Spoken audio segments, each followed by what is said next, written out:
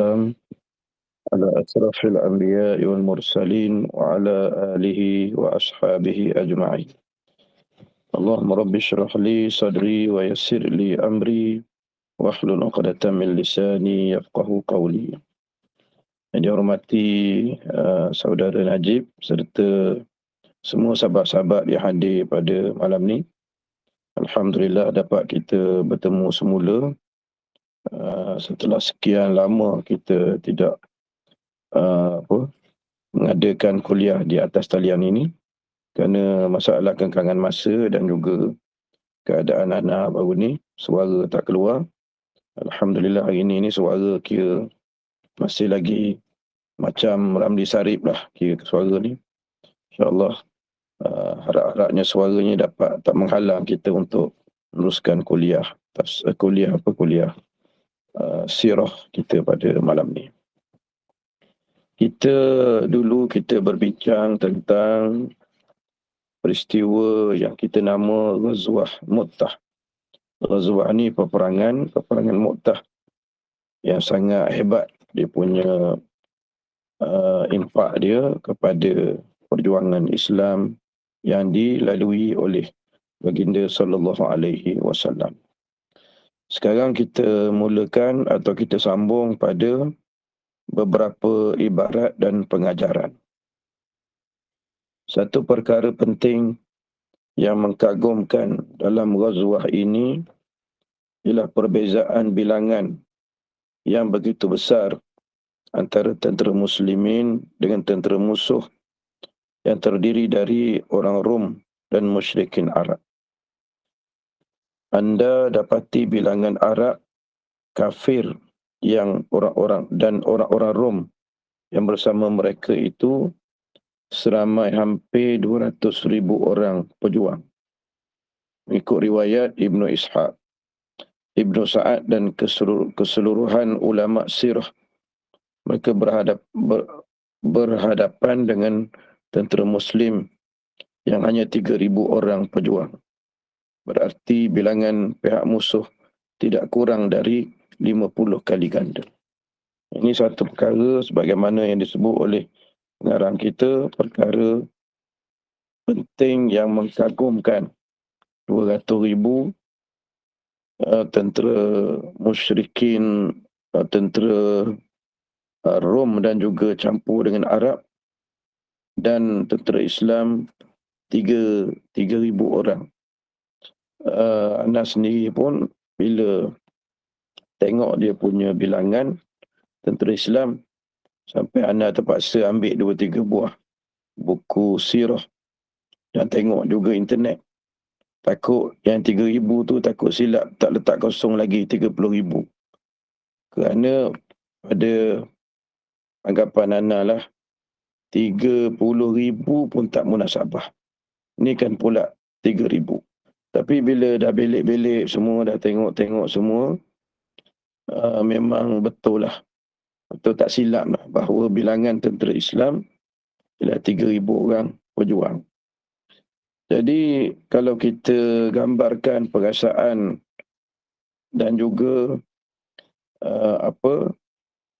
suasana keadaan pejuang 3,000 orang itu, apabila mereka mengetahui bahawa yang mereka hadap ini ialah 200,000 orang tentera musuh, bagaimana keadaan mereka, bagaimana suasana diri mereka, kepercayaan mereka, keyakinan mereka, sudah tentu kita dapat menilai bagaimana keyakinan mereka kepada Allah Subhanahu Wa Taala, yang mana keyakinan itu tentu keyakinan yang 100%, yang tidak ada sebarang lompang atau ruang kosong kepada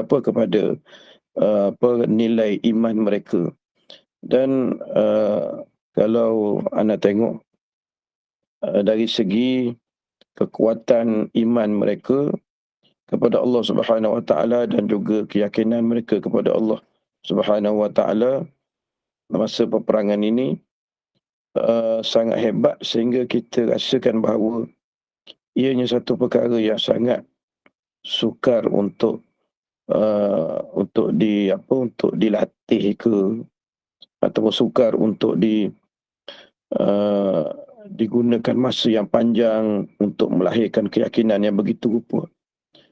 Dan ana rasalah keadaan 3,000 orang ni, kalau kita nak cari di zaman-zaman yang dahulu, zaman-zaman para anbiya dulu dan juga zaman yang akan datang, rasa ana lah pun susah juga untuk kita cari keadaan yang sebegini rupa.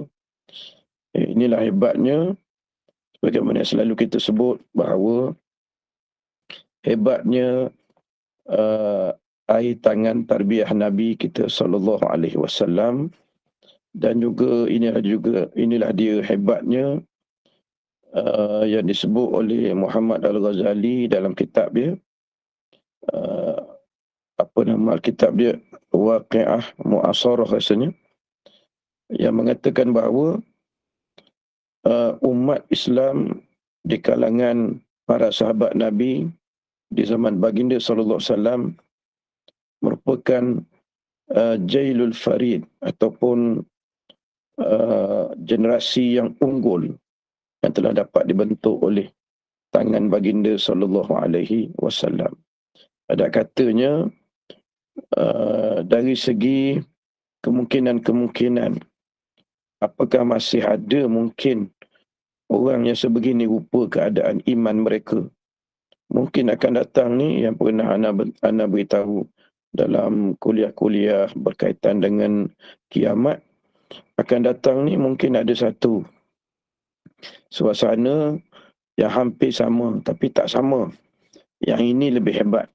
Tapi akan datang ni akan berlaku satu suasana peperangan umat Islam kita dengan Rom, yang mana peperangan dengan Rom itu sangat hebat, yang mana di antara tentera Islam ni dia ada 3 bahagian. 1/3 lari dari medan perang, 1/3 berjuang sehingga habis semuanya mati syahid, dan 1/3 lagi berjuang dan menang menentang tentera Rom. Ini cerita akan datang. Yang ini kita cerita tentera Rom yang telah berlalu, yang berada dalam kisah Ghazwah Mu'tah. Itu kehebatan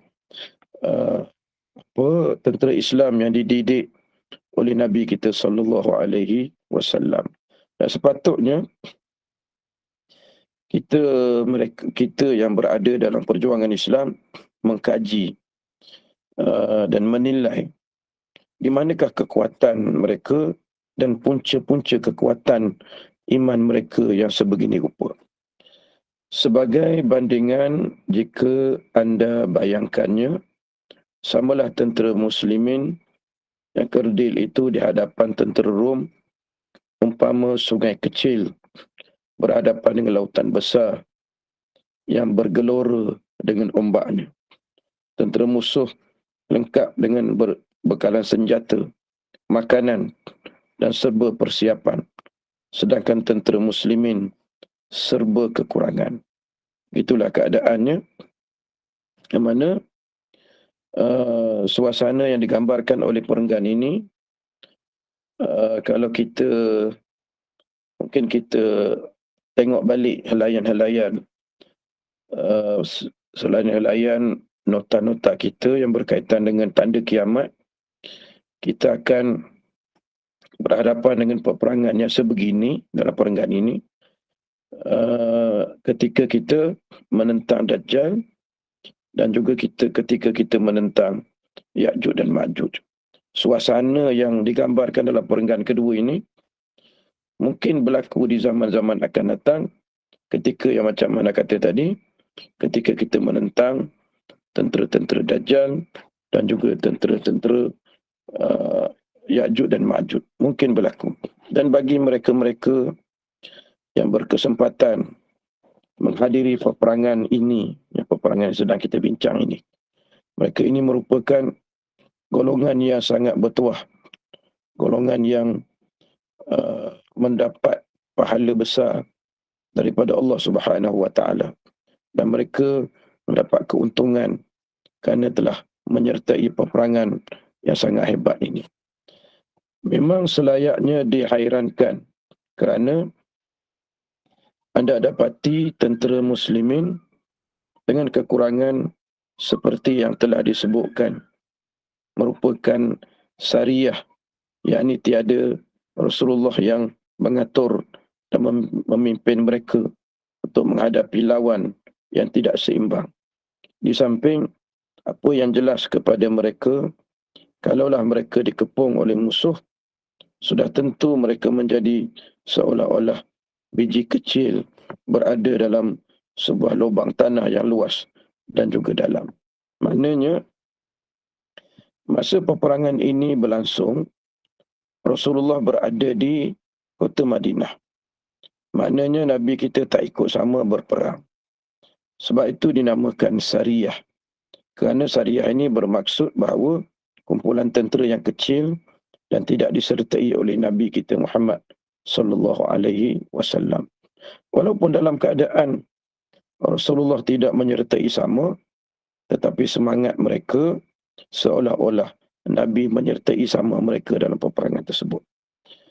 Kemudian ada lagi yang patut dikagumi selepas yang tersebut itu, iaitu orang-orang muslimin membulat tekad untuk memerangi angkatan tentera musuh yang laksana lautan bergelora. Hingga pada mulanya terbunuh amir mereka yang pertama, kemudian yang kedua, dan kemudian yang ketiga. Masih juga tidak menjejaskan kerinduan mereka yang berkobar-kobar terhadap syahid. Sungguh menghairankan. Maka dengan keberanian yang luar biasa, pada mereka itu, pihak musuh merasa gugup, gerun dan gentar yang ditiupkan oleh Allah ke dalam hati orang musyrikin. Tidak ada sebab lain dari itu, hingga pihak musyrikin musuh itu berundur.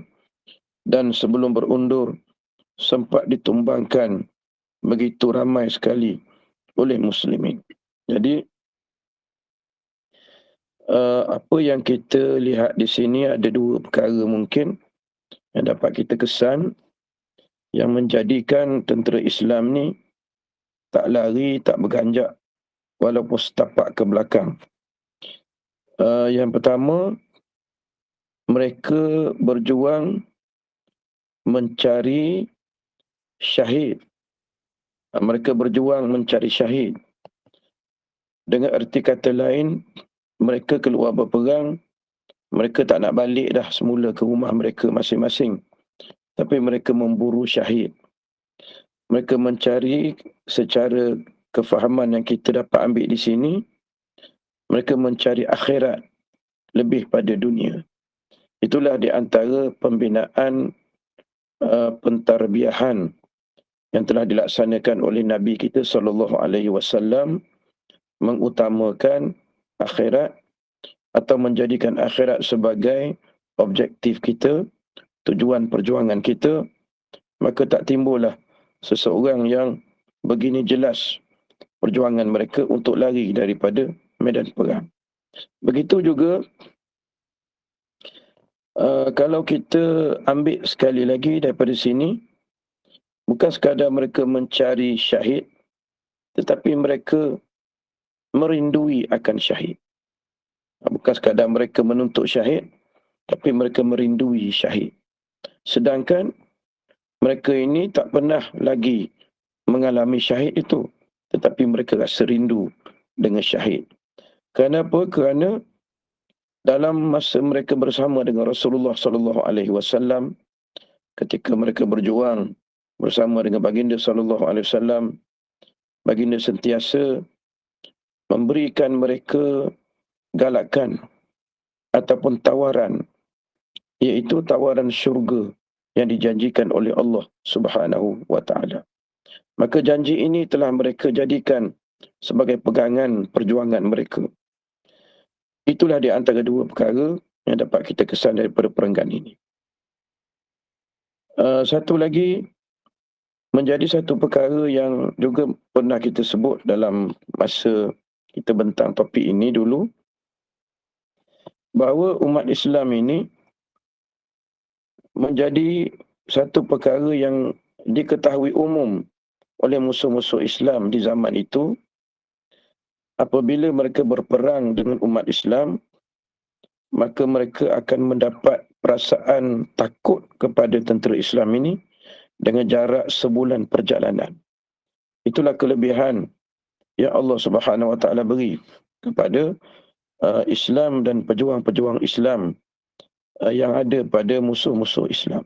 Yang ini, pembinaan inilah yang perlu kita cari semula supaya apa yang ada pada saf Islam yang 3,000 orang ini juga ada pada kita di zaman sekarang. Kita perlu cari semula pembinaan perjuangan yang telah hilang ini. Kerana yang saya kata hilang sebab apa yang kita alami sekarang, musuh-musuh Islam tidak takut kepada Islam. Kerana mereka tidak mengalami sebagaimana musuh-musuh Islam di zaman Nabi dulu alami. Kalau di zaman Nabi dulu, tentera-tentera kafir atau tentera-tentera Rom atau Parsi, bila mereka nak berperang dengan Islam, mereka telah bertanya khabar dan mencari berita tentang kekuatan tentera Islam. Ini menyebabkan mereka mendapat berita-berita yang hebat tentang tentera-tentera Islam, menjadikan mereka kecut perut dan juga takut berlaku kepada mereka pula. Begitulah yang menyebabkan mereka jadi gugup, sebagaimana disebut dalam perenggan ini, mereka gugup, gerun dan juga gentar. Tambah-tambah pula, tentera Islam ini, walaupun kita pernah tengok dalam cerita-cerita orang putih lah, kita tengok kalau ketua dia kena bunuh, maka tentera-tentera di bawahnya akan jadi lemah semangat. Dan mereka akan lari, walaupun bilangan mereka masih ramai. Tetapi oleh kerana ketua tentera mereka telah dibunuh, menyebabkan semangat mereka hilang dan mereka akan pusing belakang berundur. Tetapi dalam perenggan yang kita baca ini, Nabi telah melantik 3 orang ketua tentera dan ketiga-tiganya telah mati syahid. Seorang demi seorang telah mati syahid. Langsung tentera Islam yang lain tidak gugup, tidak berundur dan langsung tidak lemah semangat. Malah mereka makin kuat semangat mereka dan makin mereka mencari-cari akan janji syahid yang telah diletakkan dalam semua perjuangan oleh Allah Subhanahu Wa Taala. Tetapi akan hilang semua rasa hairan kita bila kita sedar bahawa itu adalah peranan iman kepada Allah.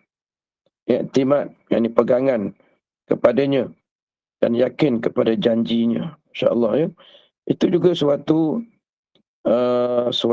hasil tangan Nabi SAW membentuk keyakinan, iaitu iman yang ada dalam hati pejuang-pejuang Islam, dan iktimad yang mereka berpegang teguh kepada iman itu, dan mereka telah membentuk hasil daripada perjuangan Nabi, terbentuknya keyakinan di atas segala janji-janji Allah dan Rasulnya Muhammad sallallahu alaihi wasallam.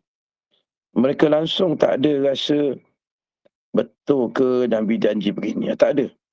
Tapi mereka yakin sepenuh-penuhnya janji Allah dan janji Nabi Muhammad sallallahu alaihi wasallam, dan ini merupakan kekuatan yang menjana kesetiaan, yang menjana pengorbanan. Malah orang-orang yang merasa hairan itu, jika benar-benar muslimin, tidak seharusnya merasa hairan akan ketidakseimbangan bilangan yang sedikit dengan yang banyak berganda itu. Janji Allah ialah kemenangan dan bantuan serta seterusnya memberi syurga yang penuh nikmat yang boleh dihuni buat selama-lamanya.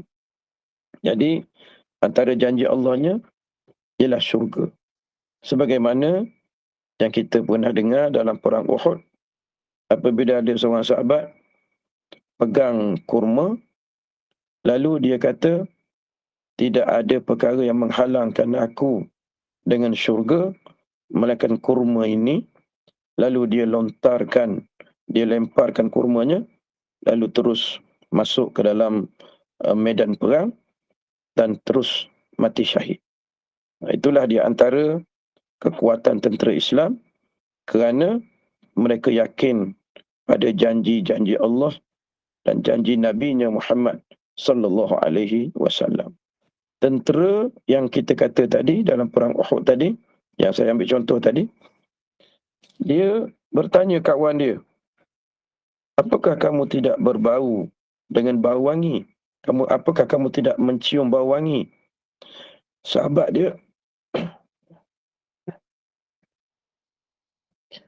dia kata, aku tidak mencium bau wangi. Tapi sahabat itu kata, aku sudah mencium bau yang sangat wangi. Bau yang dia cium itu adalah bau syurga. Kerana selepas itu dia mati syahid. Itu dia janji Allah Subhanahu Wa Taala yang kita sebut tadi sebagai suatu janji yang diyakini oleh umat Islam, yang mana keyakinan itu datang daripada pembinaan iman yang telah dilalui oleh mereka bersama dengan Nabi SAW sejak hampir mungkin 20 tahun atau 15 tahun. Inilah dia perkara yang patut kita hairan. Bukan kita hairan dari segi bilangan, tapi kita hairan macam mana, bagaimana Rasulullah SAW dengan kekuatan baginda mendidik generasi ini. Tapi bila kita kaji semula, kita rasa bahawa perkara ini sebenarnya tidak perlu kita hairankan, kerana para sahabat ini merupakan generasi pertama Islam. Merupakan generasi pertama Islam yang menjadi tunjang ataupun yang kita selalu sebut asas kepada Islam itu mesti kuat. Kerana nak dibinakan zaman-zaman Islam selepasnya, ratus tahun, ribu tahun selepasnya.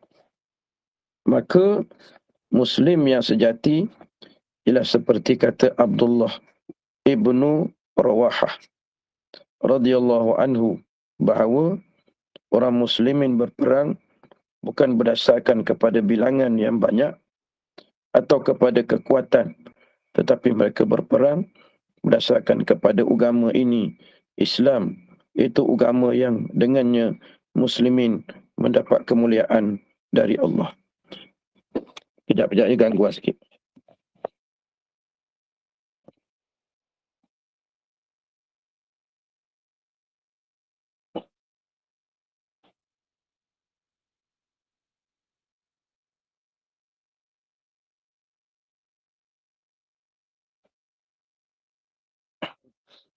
Sama ayah ganggu suara sikit lah.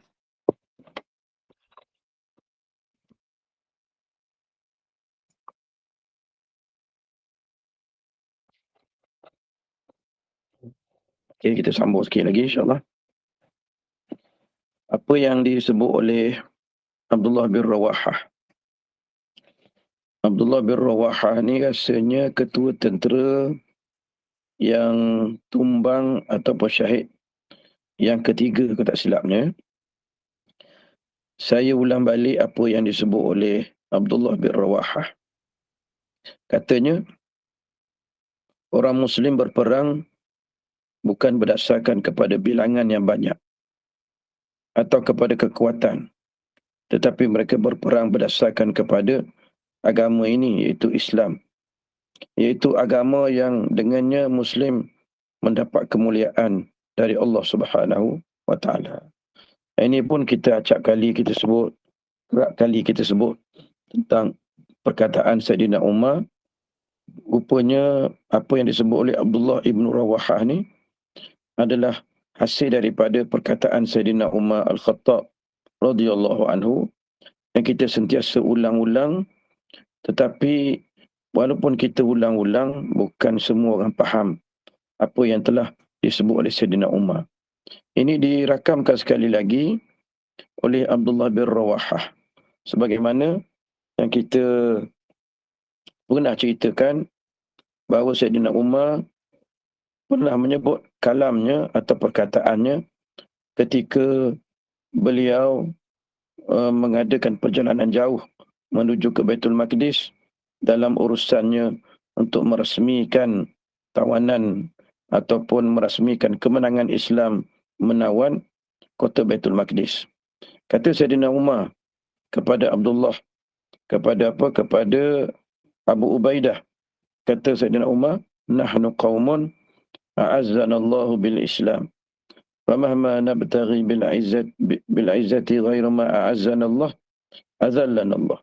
Kata Sayyidina Umar, kita ini adalah mereka ataupun orang-orang yang dimuliakan kerana kita Islam. Sesiapa yang mencari kemuliaan selain daripada Islam, maka Allah akan hinakan kita. Apa yang disebut dalam perenggan kita tadi, yang bawah tu, iaitu agama yang dengan muslimin, yang dengannya muslimin mendapat kemuliaan daripada Allah Subhanahu wa taala. Jadi kalau kita ambil kalimah Sayyidina Umar, kalam Sayyidina Umar ini, kita fahami betul-betul dan kita bina saf kita di zaman akan datang ini, di zaman ini dan zaman akan datang, maka kita akan mendapat generasi sebagaimana generasi yang berperang dengan Rom ini, iaitu dalam perang Mu'tah. Ghazwah ini juga mengandungi beberapa pengajaran dan dalil yang nyata dan banyak. Kami sebutkan seperti berikut. Pertama, menjadi dalil dengan wasiat Rasulullah sallallahu alaihi wasallam kepada tentera muslimin dalam Ghazwah Mu'tah ini, yakni harus atau dibolehkan kepada seseorang khalifah atau ketua muslimin melantik seseorang sebagai amir atau ketua dengan syarat adalah dilantik beberapa orang dari kalangan muslimin menjadi ketua menurut tertib seperti yang dibuat oleh Rasulullah sallallahu alaihi wasallam, yang pada mulanya melantik Zaid, kemudian Ja'far, kemudian Abdullah ibn Rawahah. Para ulama mengatakan, dan yang sahih itu bahawasanya apabila khalifah telah melantik amir seperti itu, yakni 3 orang sekali, maka pelantikan semuanya itu sudah pun sah dalam satu masa. Tetapi kuasa setiap orang mengikut tertibnya. Yang ini pun dibincang oleh guru kita, penulis kita ni, Dr. Said Ramadan Al-Buti, menjelaskan tentang pelantikan 3 orang ketua sekaligus. Adakah dia menepati hukum syarak? Maka hukum syaraknya telah dijelaskan di sini. Boleh kita lantik ketiga-tiga orang sekaligus, tetapi dia punya tertibnya perlu dijelaskan, perlu dinyatakan. Umpama sekarang ni sesuatu organisasi, dia ada, katakanlah dia ada presiden yang nombor 1. Yang kedua, bawah dia ada timbalan presiden. Yang ketiga, dia ada 3 orang naibnya, katakanlah mana-mana organisasi atau parti politik antaranya macam tu. Dia ada 3 orang lagi di bawah layer yang kedua, maknanya peringkat pertama presiden, peringkat kedua timbalan presiden, peringkat ketiga tu dia ada 3 orang naib di situ.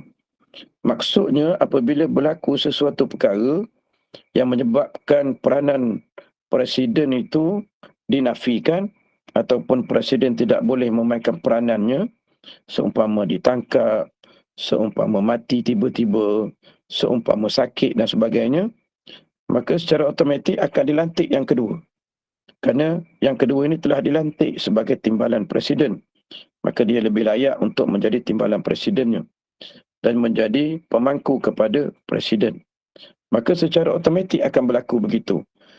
Dan sekiranya dalam waktu yang sama berlaku pula masalah kepada timbalan presiden, maka turun yang bawah pula, naib yang pertama, naib yang kedua dan naib yang ketiga.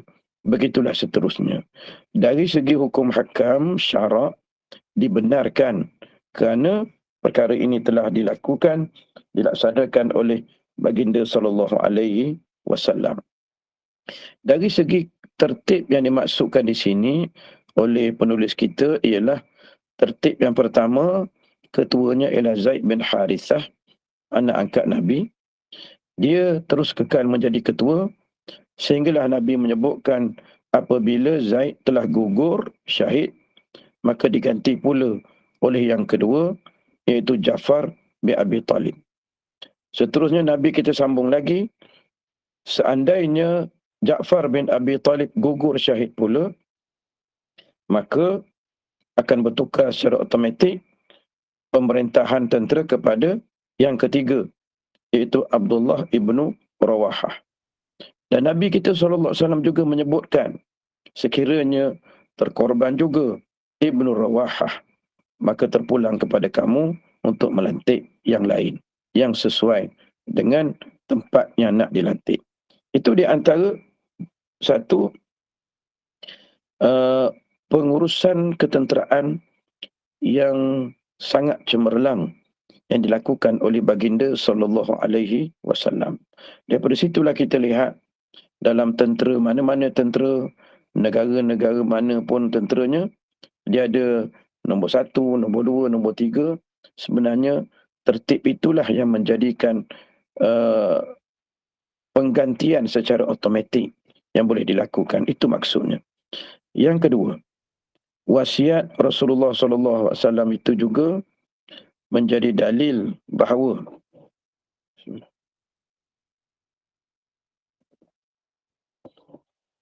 wasiat Rasulullah SAW itu juga menjadi dalil bahawa disyariatkan kepada muslimin berijtihad memilih seorang ketua atau diwakilkan oleh khalifah untuk memilih siapa saja yang layak pada pandangan mereka. Kata Tahawi, ini adalah asal sumber yang dijadikan dalil bahawa orang muslimin boleh menggantikan seorang lain di tempat imam atau ketua bila ketua atau imam tidak ada. Wasiat Rasulullah SAW di sini menjadi dalil bahawa disyariatkan muslimin berijtihad sejak baginda masih hidup. Begitu keadaannya.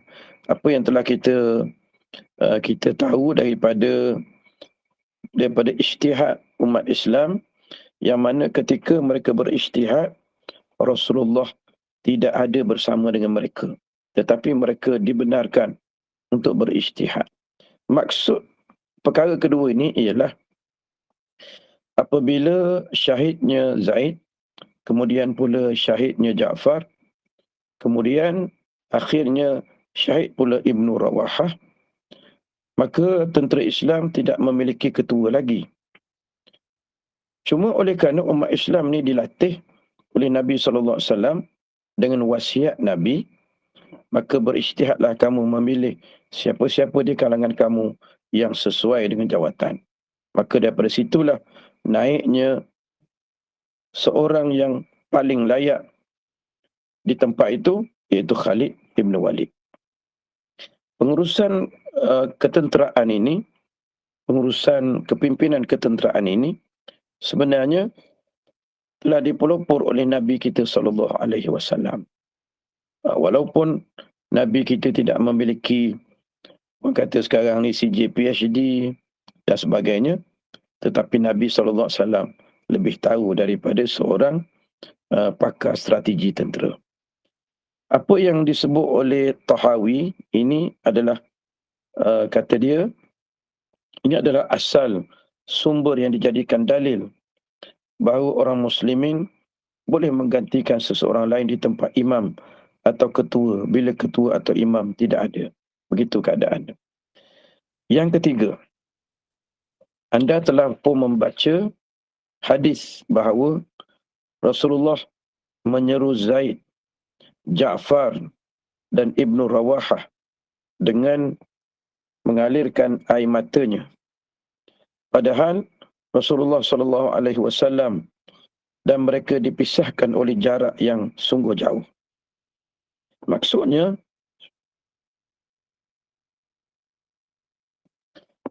di sini ialah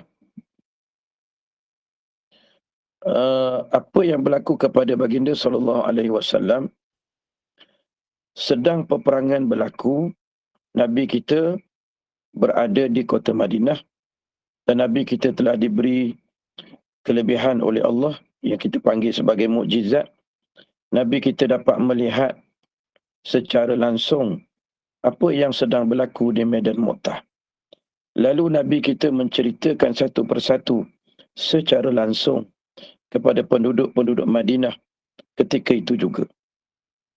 Dan semasa Nabi kita menceritakan tentang keadaan tentera, ketuanya Zaid meninggal dunia, Nabi kita cerita satu persatu. Zaid syahid, kemudian Ja'far syahid, dan kemudian Ibnu Rawahah syahid.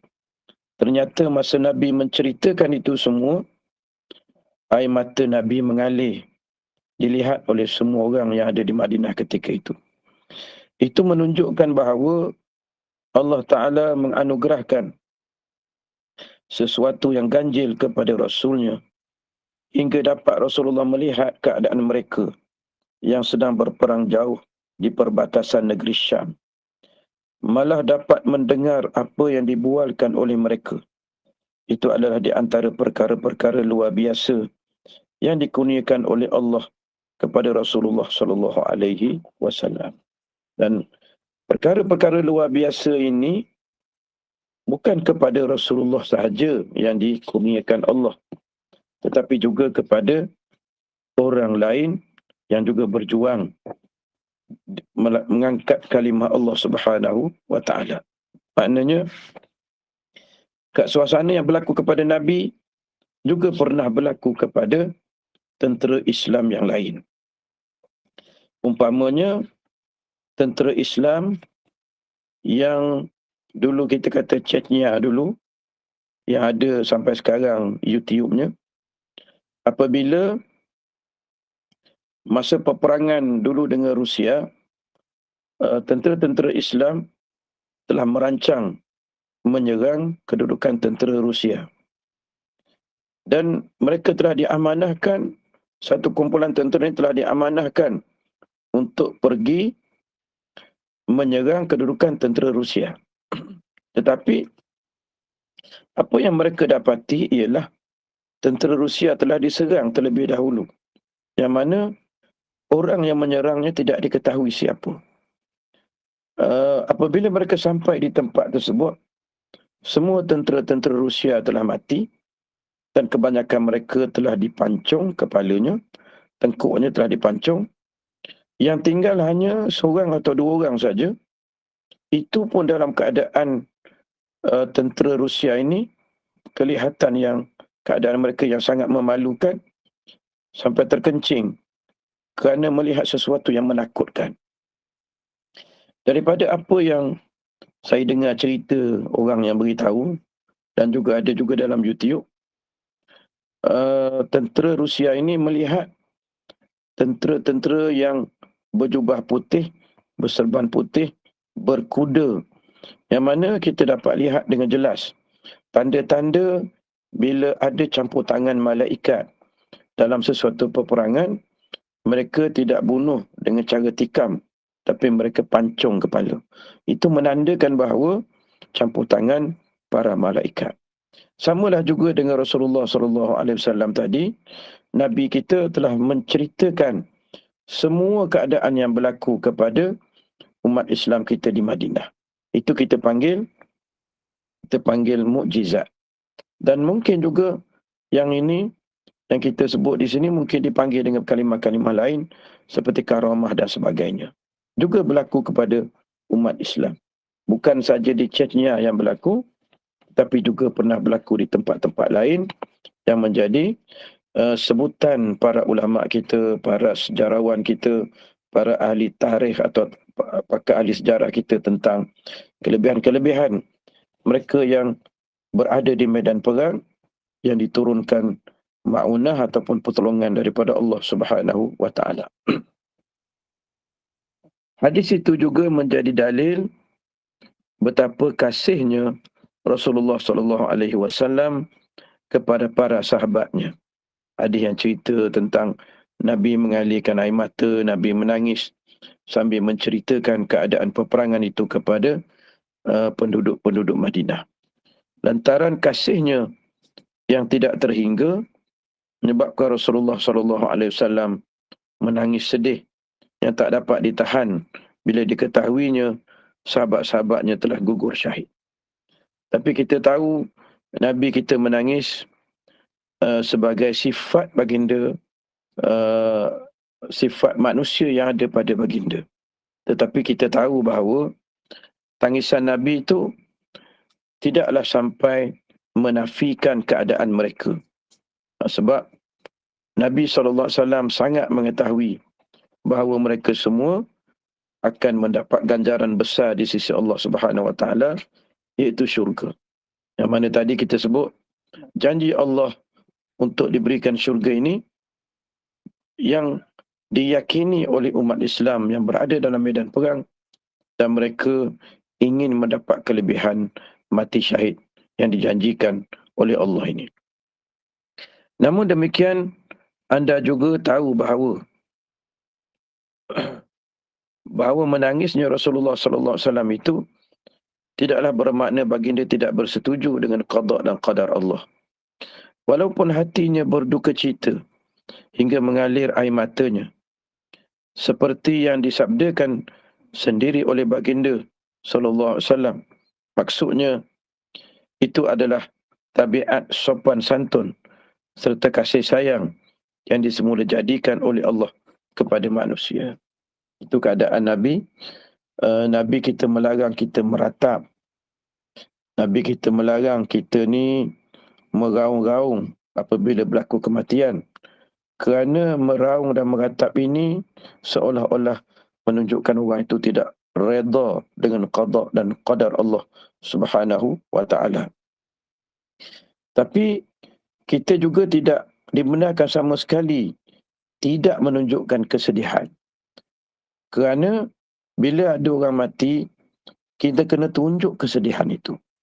Apa sebab saya cakap macam tu? Kerana apabila Ja'far bin Abi Talib dikabarkan kepada isterinya tentang kepergiannya, tentang syahidnya, maka Nabi SAW berkata kepada para sahabat, apakah tidak ada orang yang ingin menangis untuk Ja'far? Maksudnya, bila berlaku sesuatu kesedihan, kita disuruh ataupun kita dibenarkan, diharuskan untuk menangis. Tetapi tidak dibenarkan untuk meratap atau meraung, sehingga kita menampakkan kita tidak redha di atas kurniaan ataupun disebut dengan qada dan qadar Allah Subhanahu Wa Taala. Rasulullah SAW sendiri pun, sebagaimana kita tahu, sewaktu baginda diberikan anak baginda nama Ibrahim dan baginda dapati Ibrahim meninggal di ribaan baginda, maka Nabi kita mengeluarkan air mata. Bukan meratap, bukan meraung, tapi menyatakan kesedihan kerana lumrah manusia bila seseorang itu mati, maka dia akan mengalami kesedihan. Itu memang perangai manusia. Itu memang perangai manusia. Jadi kalau kita tak rasa sedih apa-apa, nanti timbul pula fitnah. Contohnya isteri kematian suami tak menangis apa-apa, tak nampak kesedihan. Nanti orang kata fitnah, dia redha ke suami dia mati? Dia tunggu ke suami dia mati? Nak cari harta ke? Nak kahwin lain ke? Contohnya begitu. Akan timbul fitnah. Seterusnya yang keempat. Dalam hadis itu Rasulullah SAW menyeru ketiga-tiga orang sahabatnya yang gugur syahid. Dan di akhir kata-kata baginda menyebut, hingga bendera diambil oleh salah seorang pedang Allah, maka Allah memberi kemenangan kepada mereka. Ini adalah merupakan catatan kemenangan kepada mereka. Ini adalah merupakan catatan kemuliaan yang khusus kepada Khalid ibn Walid radhiyallahu anhu. Kebetulan Khalid baru kali inilah mengambil bahagian dalam barisan tentera muslimin kerana beliau baru saja memeluk Islam. Dari situ kita tahu bahawa beliau diberi gelaran Saifullah, yakni pedang Allah. Lalu Rasulullah sallallahu alaihi wasallam oleh Rasulullah sallallahu alaihi wasallam. Jadi sahabat-sahabat semua, kita tahu peranan Khalid ibn Walid. Dan Khalid ibn Walid ni dia baru 3 bulan atau beberapa bulan memeluk agama Islam. Dan perang yang pertama beliau hadiri sertai ketika beliau berada dalam agama Islam ialah perang Mu'tah. Dan orang ramai di kalangan umat Islam tidak menafikan kemampuan Khalid. Tetapi Nabi kita SAW tidak terus melantik Khalid kerana kebijaksanaan baginda SAW. Kita cuba gambarkan kalau Rasulullah melantik Khalid, sedangkan otai-otai lama seperti Ibnu Rawahah, seperti Zaid, seperti Ja'far sepupu Nabi masih ada bersama, dan mereka ni yang saya sebut tadi sebagai otai ni orang lama. Kalau dilantik tu orang baru, kemungkinan timbul rasa tak menarik atau rasa tak seronok di kalangan mereka-mereka yang telah lama Islam. Jadi apabila berlaku suasana ketiga-tiganya mati syahid, memang tak ada orang yang dapat ganti ketiga-tiganya. Di situlah orang semuanya, pejuang-pejuang Islam yang 3,000 orang tu menerima dengan senang hati pelantikan Khalid ibn Walid sebagai pengganti ketua terus tentera ketika itu. Dan tidak ada orang bercakap Khalid ni orang baru ke apa ke, tak ada orang bercakap macam tu. Kerana memang pilihan terhadap Khalid itu kena pada masanya, tepat pada masanya. Begitu keadaan. Sebab tu kita, rakan-rakan semua, kita tak boleh untuk bersinsing lengan, maknanya berusaha untuk mendapatkan jawatan. InsyaAllah jawatan itu sekiranya kita layak, maka Allah sendiri yang akan angkat kita kepada jawatan-jawatan tertentu. Tak payahlah kita sampai membina tim kita sendiri untuk jadi ketua. Tak payahlah. Kerana ketua itu akan ditanya lebih banyak daripada orang bawahan. Khalid berhadapan dengan cabaran yang sungguh sulit dalam Ghazwah Mu'tah ini. Bagus sangat bahasa ni tuan-tuan. Bahasa yang digunakan oleh tuan guru kita ni, Khalid berhadapan dengan cabaran yang sungguh sulit dalam Ghazwah Mu'tah ini. Dahlah Khalid kali pertama masuk Islam, baru masuk Islam, baginda beliau terus diberi jawatan yang mana jawatan ini berat bagi beliau. Bukan sekadar berat kerana beliau adalah orang yang baru masuk Islam, tetapi dalam sejarah beliau jadi ketua semasa beliau dalam masa musyrik dulu pun beliau tak pernah berhadapan dengan musuh jumlahnya 200,000. Sebab tu kita katakan di sini, atau tuan guru kita Ramadan Buti kata, cabaran yang sungguh berat, sulit yang perlu dihadapkan, yang dihadapkan kepada Khalid ibn Walid. Diriwayatkan oleh Bukhari daripada Khalid sendiri, katanya, dalam perang Mu'tah 9 bilah pedang patah di tanganku. Habis semua pedang yang ada padaku kecuali pedang pendek buatan Yaman.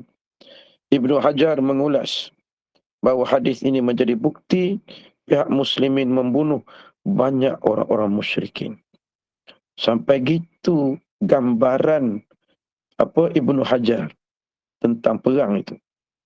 Sampai bertukar pedang, ambil pedang demi pedang, pedang demi pedang. Tak cukup pedang.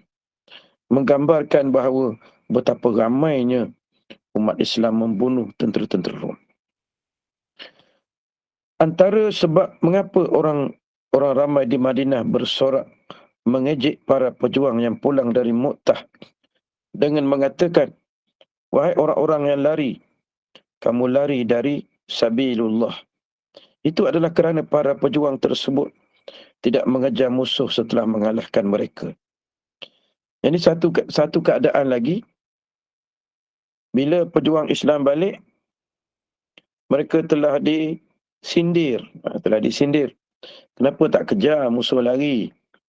Memanglah bahagian orang sindir ni, mereka tak tahu keadaan, suasana beratnya, getirnya perjuangan mereka ketika peperangan Mu'tah berlaku. Para pejuang Islam berpatah balik ke Madinah, meninggalkan bumi tempat mereka berperang. Berbeza dengan peperangan lain sebelum itu. Ini adalah kerana Khalid dengan pendapatnya bahawa sudah mencukupi setakat itu saja serangannya. Lalu dibawanya kembali para pejuang ke Madinah. Apa yang kita lihat, perancangan yang begitu halus yang dilakukan oleh Khalid ibn Walid radhiyallahu anhu telah dapat menyelamatkan muslimin dan memberi semacam kegerunan ke dalam hati orang-orang Rom. Justru itulah Rasulullah sallallahu alaihi wasallam menolak ejekan orang ramai terhadap mereka dengan mengatakan mereka bukan orang-orang lari, tetapi mereka akan menyerang semula insya-Allah. Barulah Nabi membetulkan balik ejekan, sindiran umat Islam yang lain. Sebab itu kita pun kena ambil pengajaran juga. Kita kena ingat bahawa posisi kita sebagai pejuang Islam dan posisi orang lain, dia pejuang Islam tapi dia tak keluar berjuang Islam. Posisi yang berbeza. Mereka duduk menunggu di rumah. Dan biasanya mereka duduk menunggu di rumah ni sebagaimana kita beri contoh orang main bola. Main bola yang lebih-lebih ni penonton. Penonton kata Ronaldo pun dia kata kaki bangku. Orang main bola dengan orang tengok bola, suasananya sangat berbeza.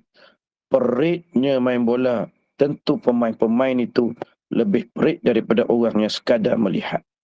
Apa yang dilakukan oleh Khalid ibn Walid telah mencetuskan dua perkara yang kita dapati di sini. Yang pertama ialah memberikan cukup pengajaran kepada musuh-musuh Islam, yang mana musuh Islam kali ini bukan hanya musyrikin ataupun orang Arab, tapi ramai di kalangan mereka ialah orang-orang Kristian. Memberi pengajaran yang cukup hebat kepada mereka.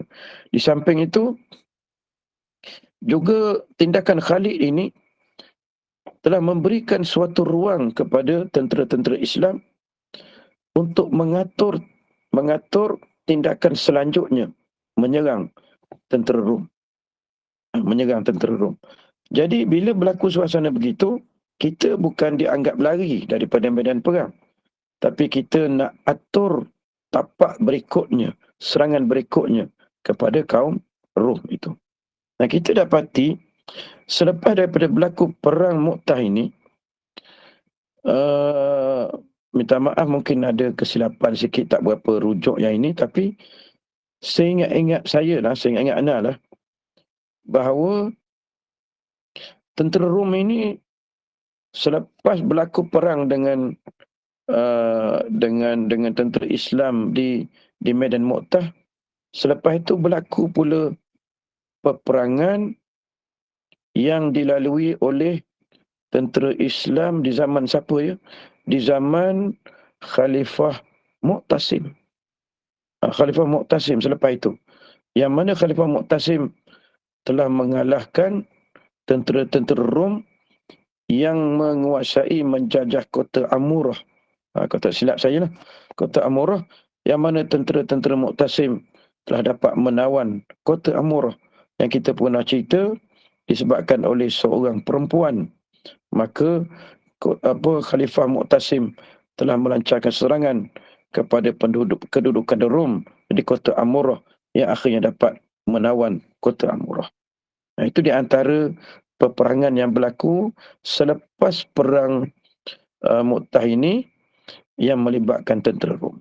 Itu banyak pengajaran-pengajaran yang kita dapat daripada sini. Memang sebenarnya peperangan ini memberikan kita idea-idea peperangan, berikan kita kekuatan semangat, memberikan kita pengajaran bagaimana Rasulullah sallallahu alaihi wasallam mendidik para sahabat, sehingga menjadi orang yang begitu yakin dengan syahid, dengan balasan Allah, dan bagaimana Rasulullah SAW mengajar kita untuk mendidik Jilul Farid ini, generasi unggul ini, supaya mereka tidak mengalihkan tapak mereka berundur dengan semata-mata kerana takut. Apa yang berlaku kepada para sahabat, mereka berundur bukan sebab takut, tapi mereka berundur untuk mengatur langkah berikutnya untuk menyerang. Jadi rasanya dengan suara anak ni memadailah, sekarang sebelah 10.30 lebih kurang, memadai untuk kali ini. InsyaAllah kita sambung semula pada kuliah akan datang insyaAllah.